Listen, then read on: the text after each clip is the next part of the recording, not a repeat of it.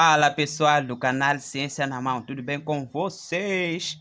Galera, nós vamos iniciar a partir desse episódio. Esse é o episódio 1 da revisão de Física para o MUP e outras universidades públicas do ano de 2023, para quem irá concorrer para um ensino superior, não é? Então, hoje nós iremos fazer uma revisão completa de ótica geométrica e ver aí alguns conceitos que vão ser cobrados na Universidade Pedagógica e alguns exercícios que já foram cobrados pela UEM, apesar da UEM ter abandonado esse conteúdo já faz um tempo, mas vai que cai uma questão de... Se você estiver gostando desse vídeo, por favor, já deixe seu like. E aqui na descrição do vídeo eu vou deixar aqui um contato, né, para doações, né? Inclusive vou colocar aqui no rodapé, vai estar aparecendo um contato para doações. E também vou colocar algumas informações importantes aqui na descrição do vídeo, beleza? Então dá aquela força que você puder para mim. E se estiver aqui acompanhando o canal pela primeira vez, não se esqueça de se inscrever no canal, pois você estará me ajudando bastante. Para você pode parecer pouco, mas para mim isso é muito importante. Vamos lá? Vamos começar com o estudo da física? Segue aí. Muito bem. Nós vamos começar falando dos princípios da ótica geométrica, né? O primeiro princípio da ótica geométrica é o princípio da propagação retilínea dos raios luminosos. Galera, o que acontece? É na base do princípio da propagação retilínea que os físicos, os professores de física, que os cientistas conseguem explicar o fenômeno dos eclipses. No caso aqui do meu exemplo, o caso de um eclipse solar. Então você tem raios luminosos que vão sair do Sol, vão tangenciar na Lua e vão formar essa região aqui na Terra, essa região que nós vamos chamar de sombra, penumbra e região iluminada. Maravilha? No caso aqui é o caso do eclipse solar. Raras vezes o eclipse solar acontece aqui no nosso país, Moçambique, né? Nos anos anteriores só tem ocorrido o eclipse lunar, não é? De noite. Maravilha? Então, princípio da propagação retilínea. Uma outra aplicação é que o nosso cérebro, ele interpreta que a luz ela se propaga em linha reta, ok? A luz se propaga em linha reta, isso graças ao princípio da propagação retilínea, ok? Agora vamos ver o segundo princípio, que é o princípio da reversibilidade dos raios luminosos. Acompanhe aí. Muito bem, galera. O princípio da reversibilidade. Achado, o que é isso? O que é princípio da reversibilidade? É o seguinte, olha. O princípio da reversibilidade, ele consiste no seguinte, né? É com base nesse princípio que os fabricantes, eles conseguem fabricar espelhos planos. Por exemplo, imagina que eu tenho um espelho. Você está vendo um espelho aqui, né? Você não consegue ver aqui. Tem aqui um corte, né, de um espelho, né? O que acontece? Os raios luminosos vão sair dos meus olhos e chegam até esse espelho. E esse espelho vai refletir os raios luminosos para chegarem até a minha câmera. Isso graças ao princípio da reversibilidade dos raios luminosos.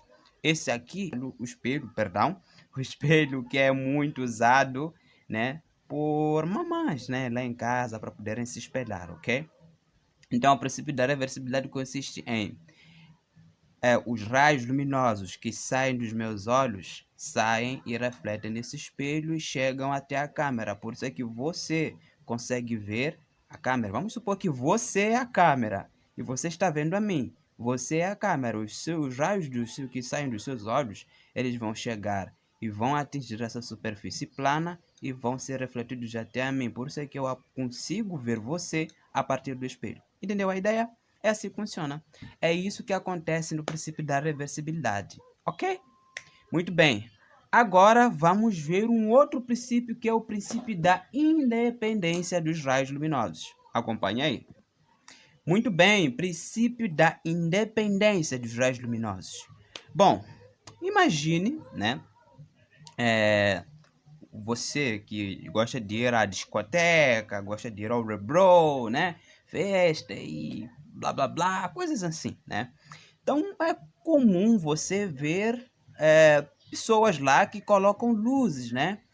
Uma luz monocromática, né? Uma luz aí que vai propagar-se consoante uma luz só, né? Tem uma luz só e são ligadas duas lâmpadas com cores diferentes.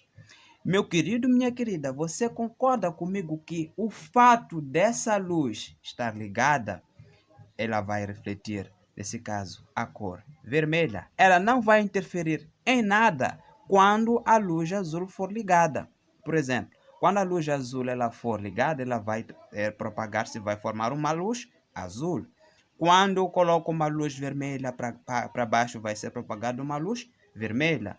O fato de eu apagar essa luz vermelha não vai interferir em nenhum momento a luz azul. Se eu, por exemplo, apago a luz azul, o que vai ficar é a luz vermelha. Se eu apago, por exemplo, a luz vermelha, o que vai ficar é a luz azul. Então, essas duas luzes, elas não dependem umas da outra, ok? Uma é independente da outra. É isso que funciona, é assim que funciona o princípio da independência dos raios luminosos, ok? Agora nós vamos falar do princípio da reflexão dos raios luminosos. Acompanhe aí. Muito bem, princípio da reflexão dos raios luminosos. Como é que consiste? Bom, é o seguinte, o princípio da reflexão, ele diz o seguinte: a partir do momento em que um raio incidente, que nós vamos chamar de I, incide no meio, o raio, né, que será refletido, ele também será chamado de, terá um outro nome, né, que será chamado de raio refletido. Eu até coloquei uma seta aqui, mas não é uma seta para baixo, né? É uma seta para cima, porque o raio entra aqui, formando um ângulo θ1, que é o raio incidente, vai formar um ângulo θ1, e o raio refletido vai formar um ângulo θ2, não é? Nesse caso, vai ter uma direção diferente dessa. A lei da reflexão diz que o ângulo de incidência, θ1, é igual ao ângulo de reflexão, θ2. I é igual a R, ou seja, θ1 é igual a θ2. Esses dois ângulos são iguais. Esse é o princípio da reflexão dos raios luminosos. Agora nós vamos ver um outro fenômeno que é chamado de refração. Uma aplicação da reflexão é o espelho plano, né? Espelho plano, esse espelho mesmo que eu mostrei para você. Os fabricantes, né, se baseiam no princípio da reflexão para poder fabricar os espelhos planos, ok? Vamos lá? Vamos ver aqui refração da luz. Muito bem, refração da luz. Bom, a refração ela consiste no seguinte, né? Imagine um marinheiro, né? Um pescador, né? Ele observa um peixe, né? Que está a uma certa distância. Você concorda comigo que o marinheiro, para poder alcançar o peixe, que a mente dele interpreta estar num determinado lugar, ele não vai lançar naquele mesmo lugar? Isso porque, conforme eu disse, no princípio da propagação retilínea, nosso cérebro interpreta que a luz ela se propaga em linha reta. No entanto, já na refração, a vista da pessoa está indo do meio menos refringente para o mais refringente, ou do meio mais refringente para o menos refringente. Isso causa uma variação no índice de refração. Por isso é que esse ângulo θ1 ele vai ser diferente desse ângulo θ2. Por quê? Porque quando o raio luminoso vai incidir no meio, por exemplo, na água, para passar no ar, por exemplo, para passar para a água, ele vai ter mudança na sua velocidade. Não necessariamente haverá mudança na sua trajetória. Por exemplo, imagine, por exemplo, um pescador. Os pescadores, por exemplo, quando vão lá pescar os peixes, eles não vão lançar diretamente lá o anzol ou uma isca para poder atacar o peixe naquele lugar que o cérebro interpreta que o peixe está lá parado. Claro que não, né? Porque a pessoa já sabe que o que está vendo aqui não é o peixe, é a imagem do peixe. Na verdade, o peixe está do outro lado. Entendeu a ideia? Por isso é que assim, é isso que acontece no fenômeno da refração. Um outro exemplo é quando a gente coloca uma colher. Por exemplo, a gente pega um copo, coloca uma colher com água, né? A colher mostra, parece ter aí um efeito, algo, parece que a colher está partida, enquanto na verdade aquilo é por causa do índice de refração que é diferente do ar. O índice de refração da água é diferente do índice de refração do ar. Isso acontece devido ao fenômeno da refração dos raios luminosos, ok? Então, é isso que acontece no fenômeno da refração, ok? Depois vou falar da lei de Snell-Descartes que tem a ver com a refração. Mas antes, vamos falar da dispersão da luz. Acompanha aí. A dispersão é um pouco similar com a refração. O que acontece é que o raio, né, ele não vai passar de um meio para o outro, né? Ele vai incidir no meio, no caso de um prisma, é uma das aplicações mais interessantes, né? A primeira experiência, né, das cores do arco-íris, né, elas foram experimentadas lá com base no experimento feito pelo Isaac Newton. O mesmo da mecânica. Então ele colocou uma luz branca e incidiu, ele conseguia ver quase todas as cores do arco-íris. Então imagine um raio luminoso que vai incidir no prisma. Claramente que esse raio ele vai sofrer mudanças na sua trajetória, ok? Vai sofrer desvios. Atenção, isso aqui não é refração da luz, isso aqui é dispersão da luz. A refração, um raio vai incidir no meio e vai para o outro meio, havendo mudança na sua velocidade. A dispersão não. A luz, o raio vai incidir no meio e vai ir para o outro lugar, não no outro meio, né? Porque o meio continua sendo o mesmo, aqui é ar, aqui é ar. Aqui no caso é o ar e aqui é a água, né? Como o meu exemplo. Aqui continua sendo o ar, aqui é o ar, mas não há mudanças na sua velocidade, mas sim na sua trajetória, ok? Agora nós vamos ver a lei de Snell-Descartes e índice de refração. Acompanha aí. Muito bem, lei de Snell-Descartes. O que diz a lei de Snell-Descartes? A lei de Snell-Descartes relaciona a refração da luz. A lei de Snell-Descartes diz o seguinte, que o índice de refração no meio, por exemplo, o índice de refração na água, vezes o seno do ângulo formado pelo índice de refração é igual ao índice de refração no ar, vezes o seno do seu ângulo. Essa é a ideia. Então, a lei de Snell-Descartes relaciona os ângulos com os índices de refração dessa água, desse meio, perdão. E aqui temos que o N, né, que é o índice de refração, é igual a C sobre V. Achado, o que é esse C, o que é esse V?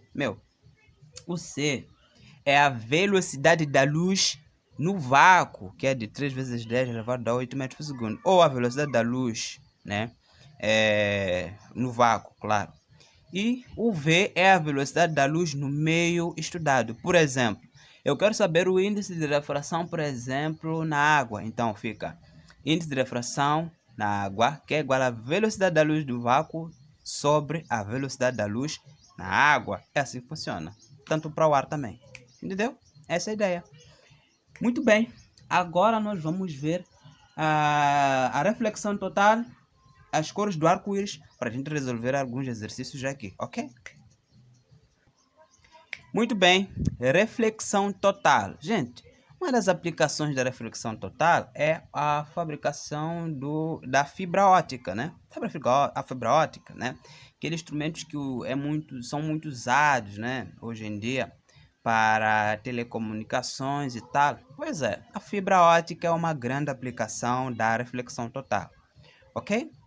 E para fechar a primeira parte de teoria, nós temos as cores do arco-íris, né? Poderia até ter colocado no prisma, né? Para poder ilustrar a experiência de Isaac Newton. Então, temos as cores do arco-íris, né? É claro que essas cores, elas não estão colocadas de qualquer maneira, né? Elas estão colocadas em ordem de frequência e em ordem de comprimento de onda. Lembra do truque? É o VAA, VAA, V. Vermelho, alaranjado, amarelo, verde, azul, anil, violeta. De verde até violeta aumenta a frequência, neste caso, das cores do arco-íris. De violeta para vermelho aumenta o comprimento de onda. Essa é a ideia. Essa é a ideia. E isso já nos dá o indício que a frequência e o comprimento de onda são grandezas inversamente proporcionais. Enquanto uma grandeza aumenta, a outra diminui. Ok? Vamos resolver um exercício? Já tenho aqui ligado o meu computador. Vamos resolver o número 26 da prova da Universidade Eduardo Mondlane do ano de 2004. Vamos lá. Questão na tela. Olha só. Ao passar por um prisma óptico, um raio incidente sofre variações na sua trajetória. Indique a variante correta. Letra A, parararará. Letra B, parararará. Letra C, nananana. Ou a letra D. Quais dessas alternativas é a correta? Pause o vídeo, tente pensar um pouco que agora eu venho com a solução. Pausou o vídeo? Já resolveu? Agora é minha vez. Muito bem. Gente, se vocês forem reparar, aqui o exercício diz: um raio incidente sofre variações na sua trajetória.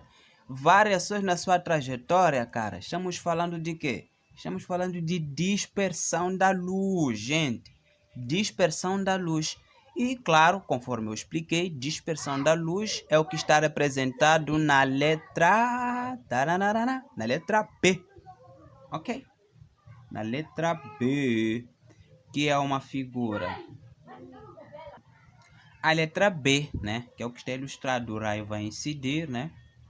Aqui é onde o cérebro poderá interpretar que o raio poderá estar. No entanto, houve uma dispersão. O raio teve mudanças na sua trajetória. Ok? Letra B, de bola. Ok? Bom, até então é o único exercício que eu encontrei que tem a ver com essa matéria. Agora, galera, vamos falar de espelhos, ok? Vamos falar de espelhos, vamos entender bem essa matéria e vamos avançar. Acompanha aí. Muito bem, vamos falar agora de espelhos, né? Bom, para começar, espelhos planos. Espelho plano é um dos espelhos mais interessantes, mais fáceis de compreender. Bom, espelho plano, conforme eu já disse, esse carinha aqui, hein? Esse carinha que todo mundo utiliza lá em casa, ok? Esse é o espelho plano. Bom, primeiro o que eu quero que você entenda? Imagine um triângulo, né? Deu o caso aqui de um triângulo, né? Com os vértices A, B e C. Esse é um triângulo, né? É um objeto. Está a uma certa distância do espelho, ok? A mesma distância que o objeto está em relação ao espelho será a mesma distância que a imagem estará em relação ao espelho.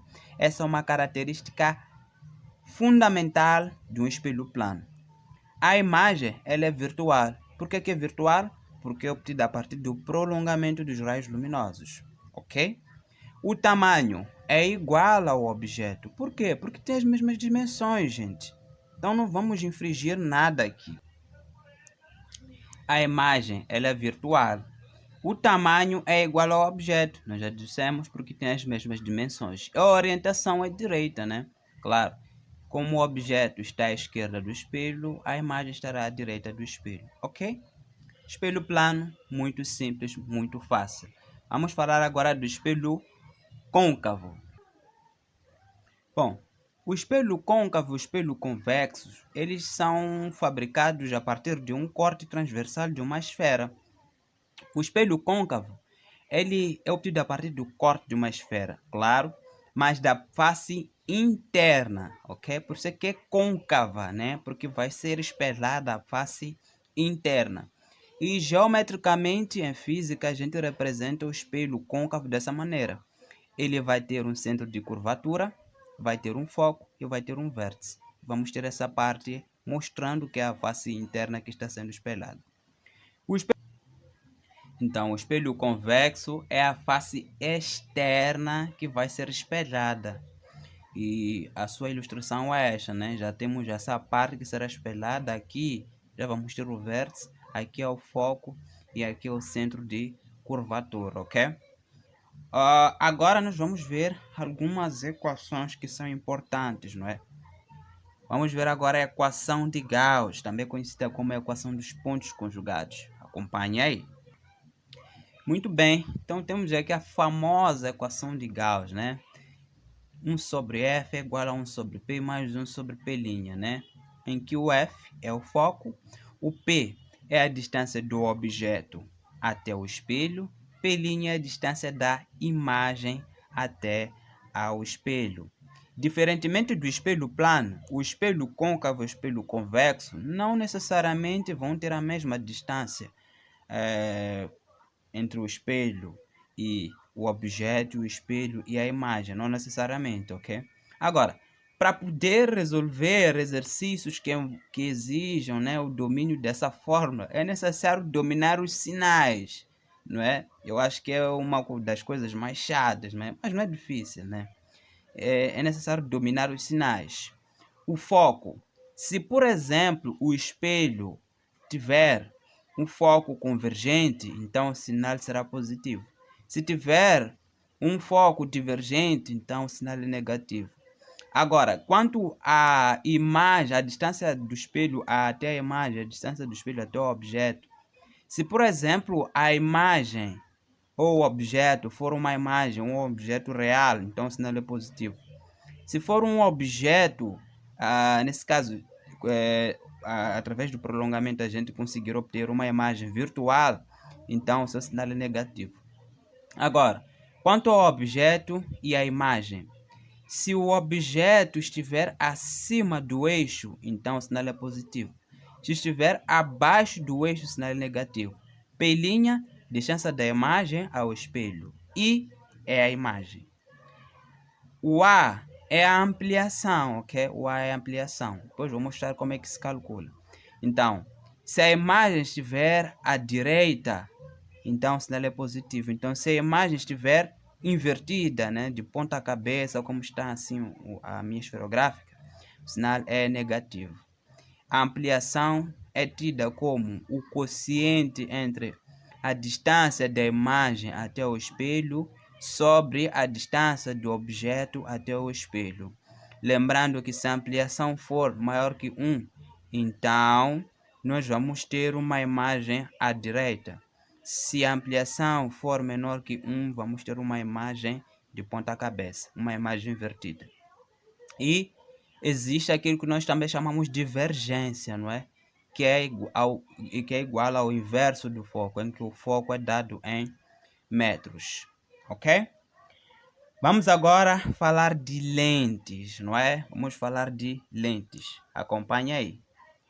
Bom, um pouco semelhante aos espelhos côncavo e convexo, né? Nós vamos ter aqui algumas lentes, né? Lentes que convergem a luz e lentes que divergem a luz, né? Aquelas que concentram.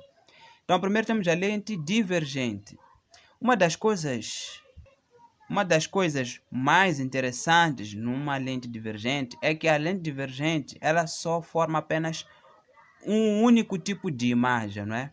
Que é uma imagem virtual, ou seja, aquela imagem que é obtida a partir do prolongamento dos raios luminosos. Depois vou mostrar o que é isso de raios luminosos.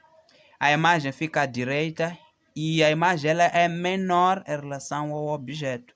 Essa é uma das características principais de uma lente divergente. Agora vamos ver uma lente convergente. Lente convergente. A lente convergente é aquela lente que vai concentrar a luz, né? Essa lente é muito usada principalmente para queimar papel. Eu acho que você já viu isso nos desenhos animados, sei lá, pessoas já queimaram isso, mesmo nos filmes. Pessoas já concentrarem a luz, principalmente quando há muito calor. Então eles concentram a luz para poder queimar papel. É uma das aplicações. E a sua representação geométrica é essa. Vai ter uma ampliação, vai ter um foco. Esse O é chamado de centro óptico e esse é o foco, né? Tem que ter dois focos, faz sentido, né? Faz sentido. A lente divergente tem duas ampliações, porque elas vão divergir a luz, né? A lente convergente não tem duas ampliações, não. Ela vai ter uma ampliação, porque ela vai concentrar a luz, ok? Uma das aplicações da lente convergente é a correção de uma deficiência do olho humano chamada de miopia. Me esqueci de falar da lente divergente. Uma das aplicações da lente divergente é a correção de uma doença chamada de hipermetropia, né? Para quem tem um hipermétrope.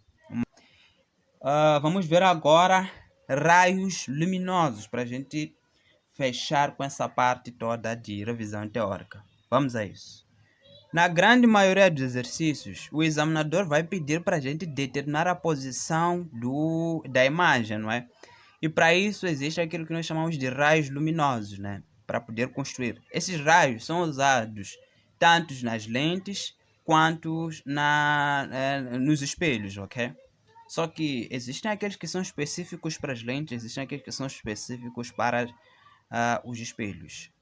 O primeiro raio é quando o raio luminoso incide paralelamente ao espelho ou pela lente e passa pelo foco.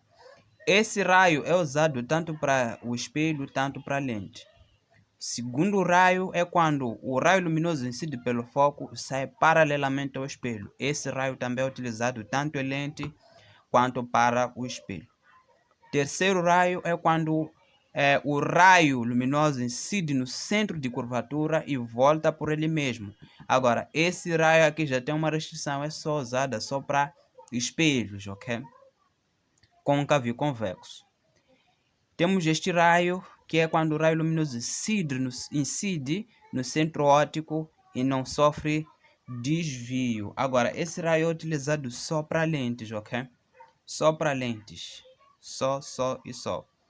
E o último raio é quando o raio luminoso, nesse caso incide no vértice e forma o mesmo ângulo. Esse raio é exclusivamente para espelhos côncavo e convexo, uma vez que as lentes não possuem um vértice, só possuem uma ampliação, um foco e um centro óptico, ok? Bom, o que faltava aqui era falar das deficiências do olho humano, né? Primeiro tem a miopia, temos a hipermetropia, temos o astigmatismo, né? E também temos a presbiopia. O astigmatismo também é chamado de vista cansada, não é? Normalmente quem tem astigmatismo são velhos, são os nossos vovôs, né? Isso ocorre porque o cristalino, né, que é a lente convergente que os nossos olhos possuem, vai perdendo a sua elasticidade e a imagem é formada com dificuldades, ok? E existem células receptoras de captação de informação que os nossos olhos recebem, essas células que são chamadas de cones de bastonetes, ok? Vamos resolver alguns exercícios para dar uma saideira aqui nesse vídeo, ok? Já separei aqui alguns exercícios, vamos a isso. Olha na sua tela aí. Estamos no exame da UEM do ano de 2004, questão do número 23, diz assim: um objeto não pontiforme é colocado em frente de um espelho côncavo a uma distância superior ao raio da curvatura do espelho. Ponto. A imagem deste objeto formada no espelho será real invertida, virtual real, virtual invertida e encontra-se antes do centro de curvatura. Nananana. Qual das alternativas? Pause o vídeo, tente resolver, que agora eu vou dar a solução. Maravilha? Volta aqui para o caderno. Gente, então ele já disse, um espelho côncavo, muito bem. Um espelho côncavo vai ter um centro de curvatura, um foco e o vértice. Muito bem. E ele diz aqui para mim que o objeto está numa distância superior ao raio de curvatura. É isso que está ilustrado. E ele quer a posição, né, a posição da imagem, ok? E classificá-la. Então eu tenho aqui a minha régua e vamos à luta, né? Vamos à luta. Muito bem.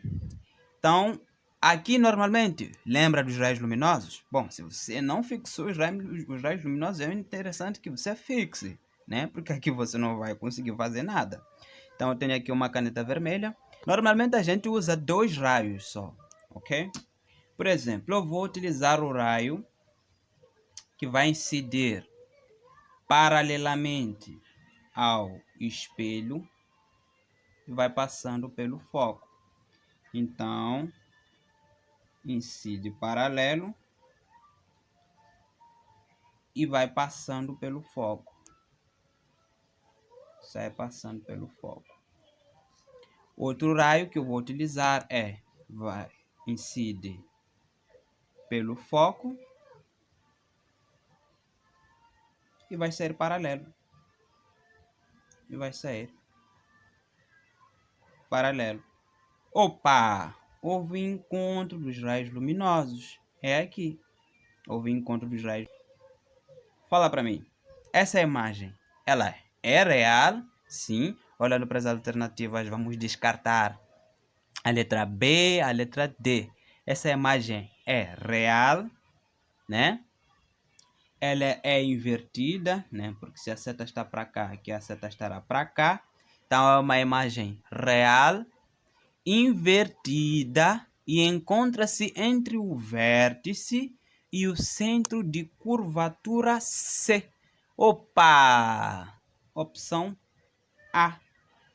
A alternativa correta é a opção A. É a alternativa correta. Real, invertida e encontra-se entre o vértice e o centro de curvatura. É isso mesmo. Vamos resolver mais um exercício? Dá uma olhada na sua tela. Vamos resolver o número 35 do exame da UEM do ano de 2006. Diz assim: um objeto real é colocado a uma distância x. Muito bem. Uma lente delgada e convergente. Muito bem. Formando-se uma imagem virtual. Opa, essa informação é importante. Cuja abscissa tem módulo 2x. Sendo assim, a distância focal da lente é... Será a letra A, B, C ou a letra D? É aquilo que eu digo. Pausa o vídeo, tente resolver, depois você me vê eu resolvendo, tá bom? Tá tranquilo assim? Vamos a isso! Volta aqui para o caderno. Muito interessante esse exercício. É o número 35 da UEM do ano de 2006. Bom, eles já me dão a distância entre o objeto e o espelho, que é o P. E ele vale x. E como você viu na teoria, tem que respeitar os sinais, porque o que nós vamos fazer aqui envolve a equação de Gauss. Vai envolver a equação de Gauss. Então, a distância, nesse caso, como trata-se de uma lente convergente, então, o foco será positivo. E nós já concluímos, né, que o nosso foco ele será positivo. Isso porque é uma lente convergente, ok? E já nos dão aqui a distância entre a imagem e o espelho, que é de 2x. No entanto, preste atenção. Eles estão dizendo que é uma imagem virtual. Opa, lá na teoria você viu que uma imagem virtual ela vai ter o sinal negativo. É isso aí. Por isso é que tem que tomar cuidado com os sinais para você não errar, hein? Tem que tomar cuidado com os sinais. Tranquilidade? Vamos avançar. Pela fórmula, 1 sobre F é igual a 1 sobre P mais 1 sobre P'. Daqui, nós vamos ter que 1 sobre o foco será igual a 1 sobre P. Quem é o P? É o X. Menos 1 sobre o P', que é 2x. Agora é só matemática. Acabou física. 1 sobre F é igual... É MMC, né? MMC aqui já tem 2x. É 1. Aqui 2. Então teremos... Aqui já teremos 2x, né? Então para cá é 2. Para cá é 1. Então menos 1 vezes 1, né? Então daqui teremos 1 sobre F igual a 2 menos 1, que vai dar 1 sobre 2x. Invertendo, nós vamos ter que o foco será igual, o inverso de 1 sobre 2x é 2x metros, entendeu? E a resposta correta para esse exercício é a letra C, de caraca. Ótica geométrica é uma coisa linda. Fala a verdade. Não é verdade isso? Cara, torço muito pelo seu sucesso, hein? Sei que você vai conseguir se dar bem nessa caminhada, ok? Vamos resolver o número 41 ainda neste mesmo exame. Dá uma olhada na sua tela. O exercício diz assim: um raio de luz. Esse é o exercício número 41, ok? Deixa eu colocar aqui 41. Um raio de luz incide no espelho plano, formando com sua superfície um ângulo de 40 graus. Muito bem. Qual o ângulo de reflexão correspondente? Esse exercício é o mais simples, gente. Reflexão da luz. Vocês lembram que a gente falou da reflexão da luz na teoria? Um ângulo de incidência. Tararara, não vou responder para vocês agora, hein? O ângulo de incidência é o ângulo de reflexão. Já pensou aí? Já resolveu? Volta aqui para o caderno que eu te explico. Bom, ele já diz que o ângulo de incidência vale 40 graus, né? E ele quer o ângulo de reflexão correspondente, gente. Lei da reflexão. O ângulo de incidência é igual ao ângulo de reflexão. Se o ângulo de incidência vale 40 graus, então o ângulo de reflexão também vale 40. Por isso é que a resposta correta é a opção A. Entendeu? Exercício muito simples, né? Era um exercício muito simples, mas muito simples mesmo. Gente, então vamos lá. Vamos ter aqui um bate-papo rapidinho para ver se vocês gostaram desse vídeo ou não. Deixa eu aqui mudar a posição da câmera para vocês verem o meu rosto e vamos conversar. Bacana, né? Muito interessante. Eu também gostei quando estive aqui, né, a resolver alguns exercícios, rever aqui alguma teoria com vocês. Foi algo muito interessante, não é? Então, esse é o primeiro episódio dos vários episódios que nós vamos gravar daqui para frente, ok?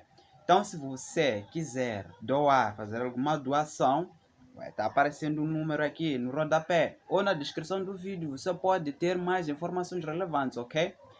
Eu fico por aqui, né? Um mega abraço, não é?